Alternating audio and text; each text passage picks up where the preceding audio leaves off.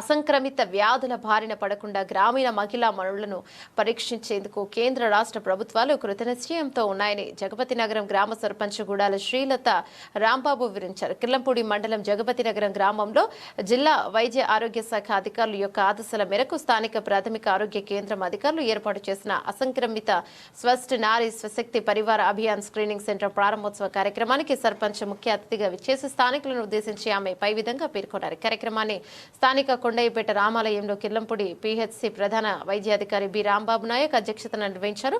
ముందుగా గ్రామం నలుమూల నుండి అధిక సంఖ్యలో మహిళలు ఈ శిబిరానికి విచ్చేసి స్థానికంగా ఆరోగ్య సిబ్బంది చేపట్టిన నోటి క్యాన్సర్, రొమ్ము క్యాన్సర్, గర్భాశయ క్యాన్సర్ వంటి పరీక్షలను ఉచితంగా చేయించుకున్నారు. ఈ సందర్భంగా జగపతి నగరంలో గ్రామ సర్పంచ్ గూడాల శ్రీలత రాంబాబు, కాకినాడ పట్టణం నుండి విచ్చేసిన ప్రముఖ గైనకాలజిస్ట్ డాక్టర్ సుప్రియ మహిళల యొక్క ఆరోగ్యం పరిరక్షణ కేంద్ర రాష్ట్ర ప్రభుత్వాలు చేపడుతున్న కార్యక్రమాల పట్ల అవగాహన కల్పించారు. కార్యక్రమంలో మహిళా వైద్యురాలు Sai Hemanjali, CHO Jyothi, PHN Kasi Annapurna, health supervisor Ramanamurthy, HV Ananthalakshmi, Madireddy Ganapathi, అలాగే ఏఎన్ఎంలు, ఎంపీ, హెచ్ఏ సిబ్బంది తదితరులు ఆర్షా వర్కర్లు పాల్గొన్నారు.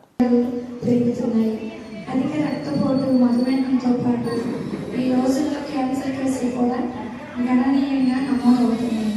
రాష్ట్ర వ్యాప్తంగా ప్రతి సంవత్సరం చాలా ఎక్కువ సంఖ్యలో కొత్త క్యాన్సర్ కేసులు గుర్తింపబడుతున్నాయి.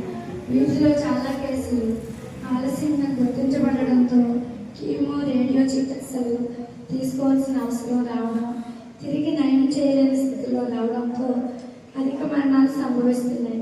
కుటుంబాలు కూడా ఆర్థిక వాళ్ళు చాలా అడ్వాన్స్ స్టేజ్లో వస్తున్నారు.